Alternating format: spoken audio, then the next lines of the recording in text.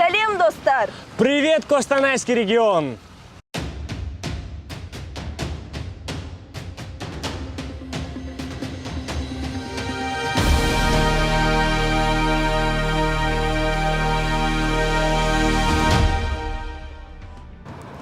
В эфире онлайн-проект Ассамблеи народа Казахстана Костанайской области Travel Costa Region в рамках проекта «История родного края». Жобамыздың бір ерекшелігі қаламыздың шығармашылық және тарихи жерлерін сіздерге арнап көрсетеміз.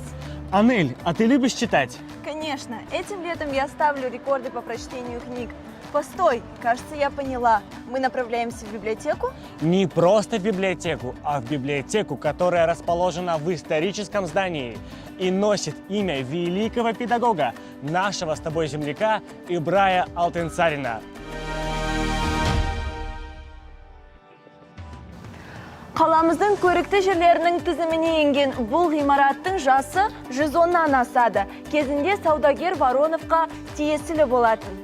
Вызывает восхищение, как лежит кирпичная кладка, с каким мастерством это все выполнено. Кстати, фасад здания имеет красивый кирпичный узор. Просто посмотрите. Ғимараттың жертөлелері өте жақсы жасалған екен.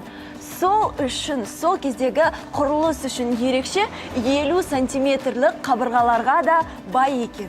Анель, а ты знала, что Воронов в этом здании сделал тайники и спрятал в них свое богатство? Кладоискатели до сих пор ищут их. Кстати, в советское время здесь было управление сельского хозяйства, затем открылись рестораны и столовые, а еще даже библиотека Толстого здесь раньше располагалась. 1979 жылдан бастап мұнда облыстық жасөспірімдерге арналған кітапхана, ал 1992 жылда Ыбырай Алтынсарин атындағы балалар мен жасөспірімдерге арналған облыстық кітапхана орналасты. Ішке кіріп, қарап көрейік. Анель, представляешь, здесь есть мой любимый Гарри Поттер и в оригинале, и на казахском, и на русском.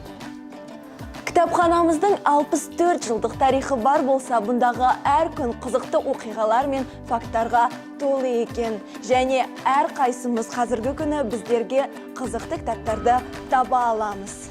Вот такая вот получилась история. Еще больше фактов о родном крае вы можете узнать в наших выпусках, которые выходят на платформах YouTube, Instagram и TikTok.